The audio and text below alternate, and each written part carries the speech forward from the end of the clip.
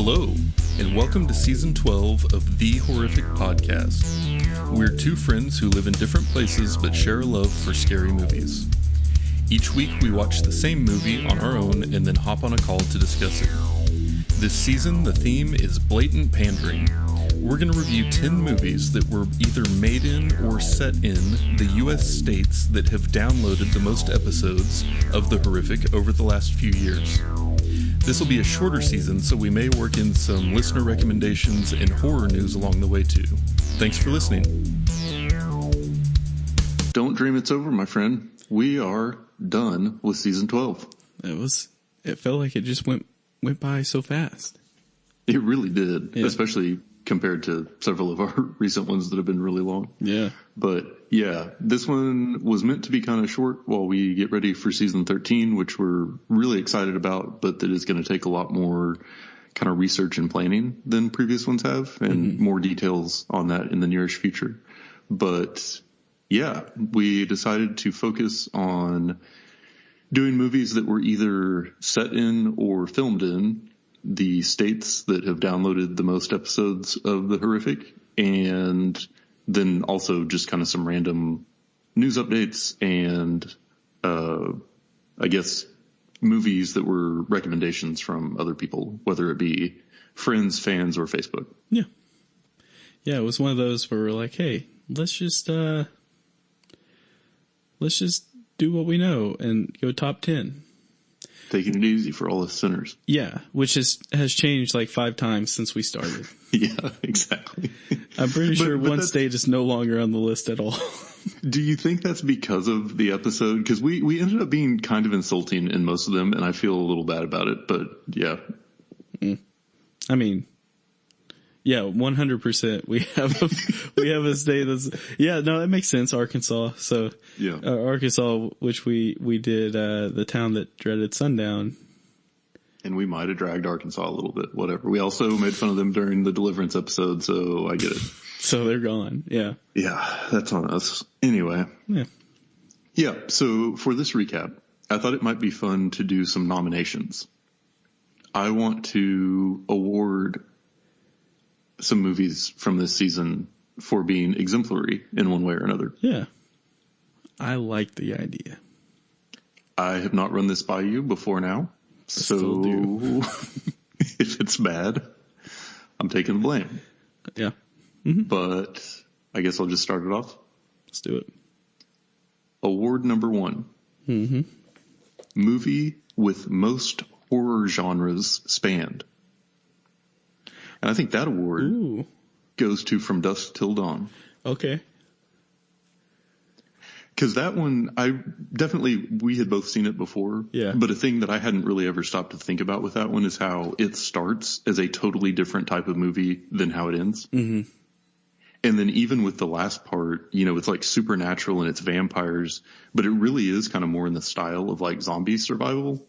Like a lot of the way that, you've got like the survivors being mobbed by, kind of the legion of undead. Yeah. And it was a different creature, but a lot of things about kind of how it was going down, felt more like a classic zombie trope than vampire.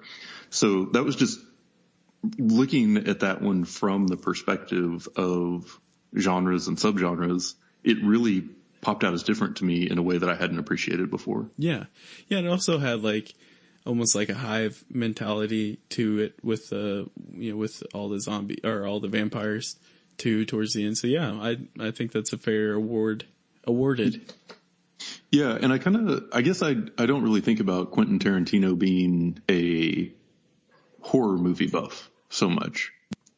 And so I think that if it was made by somebody who was more like entrenched, then maybe it would have not been as creative. Does that make sense? Yeah, I think that's a fair assessment. Especially like around this time as well, because, it came out in 96. So we didn't know a ton of Quentin Tarantino at that point too. And now it's like, oh yeah, he's a huge, just film buff, Yeah. Yeah. So yeah, that one kind of surprisingly, you know, I expected to be less intrigued by that one going into this season just because I'd seen it before. Yeah. But I think it's one that on revisiting it really kind of held up as being worth talking about on a horror podcast. Yeah. Next award. Okay. Most polarizing. Oh. And so it's the one where we had the most different opinions. Oh, Lost Boys. Yeah. Yeah. 100%. Yeah. Michael! I hated it. Yeah. I looked back on my notes and I'm just like, nah. Yeah. Not for me. But you did not feel that way. No, because it's a good movie. That's why. I have seen it on lists of like most influential horror movies, and I think that's nonsense. Well, give me a movie that's influenced more that's not on that list. Not The Witch. Oh my gosh. It's not. No. That is not today's discussion. Okay. That one could also win an award for being one of the more polarizing ones among the two of us, but... Well, admittedly, I don't even know what polarizing means. When I said, oh, I was like, I should Google that. So I was like, I don't know if this is an insult or not. Yeah. So... Yeah, we definitely did have... But that's common, though. Like, I feel like I like the movie Us more over Get Out. You know, it's just those, you know. That's okay to have differing opinions and still being friends. The world should be like that. Yeah. And I think the main thing with Lost Boys was it felt very kind of like 80s kind of nostalgia-y. Mm-hmm. And that just doesn't do it for me, whereas I feel like you typically enjoy that a lot more. Anything 80s. I mean, it's just like... You see like the fonts, the music, like even the bands that are coming back, which not as much anymore, but you know, a few years ago, there's a lot of bands coming out doing 80s style. Any of it, it's just like, I just love it. You know, I'm in. So yeah, sure, that's playing the saxophone, all about it. 100%. Yeah. Or like Corey Feldman, there was a video out not too long where he was covering like the Lost Boys like main theme song. And I was just like, oh my God, this is amazing. It was a train wreck, you know, but it was like, this is amazing. I can't believe I'm watching, that happen. So yeah. Yeah. But like, I also love trash. Like, so everyone should just know, like, if I love it, it's either trashy or simple, I guess is a good way to put it. So simple 80s trash is, okay. Right up my alley. Yeah. Well, yeah, I just don't connect with it as much. I thought the acting was kind of cheesy. For a horror movie, it didn't really like land for me. It was just kind of silly, but the Kiefer Sutherland hair, I think, is the one thing that made it worth watching, but I don't know that I'd necessarily recommend it to anybody. Yeah, so. Any mullet that you can. Yeah. Yeah. Next award is most memorable. And that was really the only way I could think to accurately describe The Town That Dreaded Sundown. That is such a weird movie, dude. Like, the more I think about it, the more I'm just like, how did this get made? It's such a strange blend of elements. And I think that there are a lot of things about it that were pretty influential, but also the dude killed a woman by taping a knife onto a trombone slide, and that's not even a euphemism. Like, that actually happened in that movie. It's so crazy to me. Yeah, I think it was one of those like, hey, we're going to show you what we can do. We're going to show you what we can put in a horror film. Not saying that was a good film by any means. But it was memorable. It was memorable 100%. I feel like memorable in... Like, I feel like there were two that were memorable here. Like, just like hands down, which would be Town That Dreaded Sundown, and then also like 2000 Maniacs. But the reason why you remember 2000 Maniacs is just because you're like, what the hell is this? What the F is going on? At least the Town That Dreaded Sundown, I guess like when the trombone scene came out, you're just like, what the hell is going on? But then as it continues, you're like, okay, well that's par for the course for this film. Yeah. It really went all out. Yeah. You know, like it did not hold itself back. No. I think. So, yeah. Yeah. And then finally, best example of a genre. And I had to give that to Terrifier because I think it is 100% a slasher. And it's kind of the opposite of From Dusk Till Dawn in that it was very much in one horror subgenre and it just completely leaned into that and focused on doing that to the most extreme. There was no attempt to work in elements of other genres or subgenres. Like, it set out to be a slasher, and every moment of it was based on making it a more effective slasher. Yeah. Yeah. I think it's fair.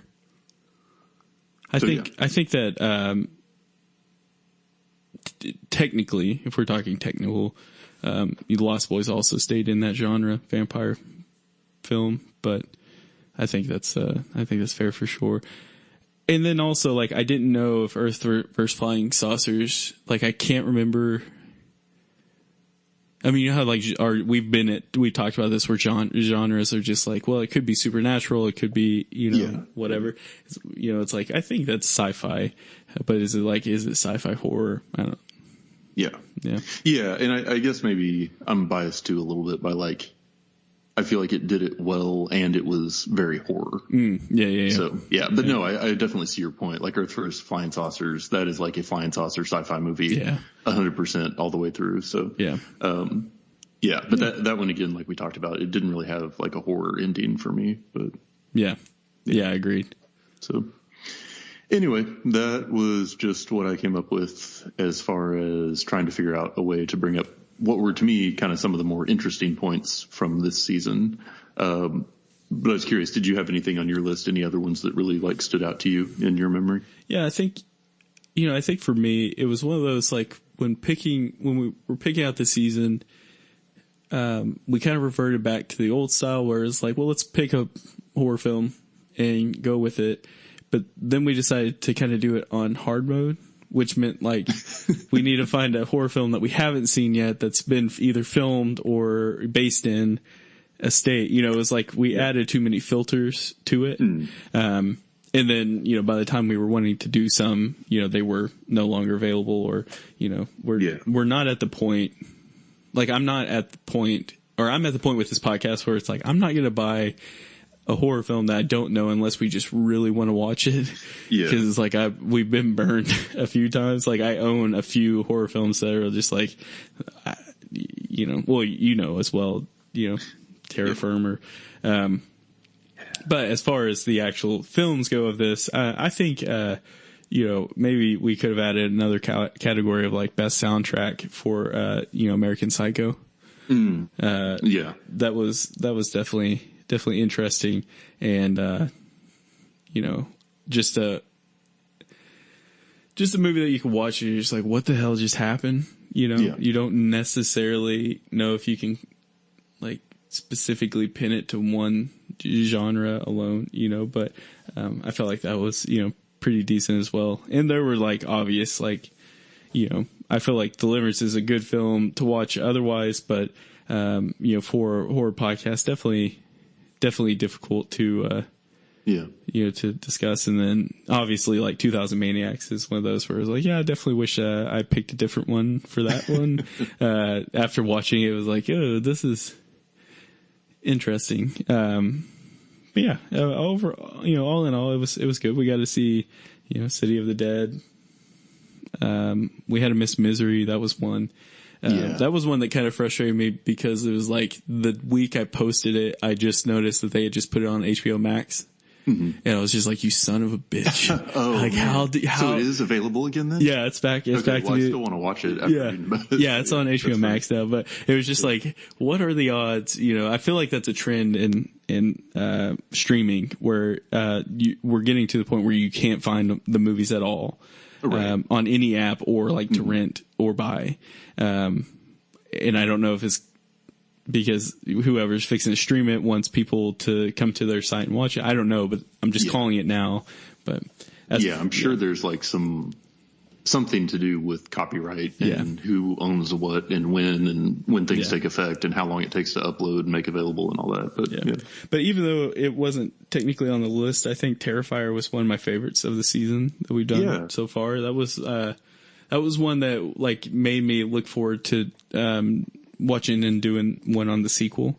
Yes, so sure. I was definitely glad that we did that one. Yeah, those were the the fun ones. Yeah. I also, I can't really say that it was a good movie or that I would, super recommend it.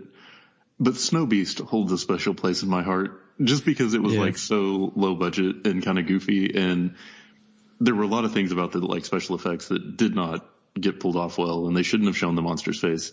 But just that style of movie, kind of just like a very DIY, we're up in the mountains in the snow and there's a creature horror thing happening.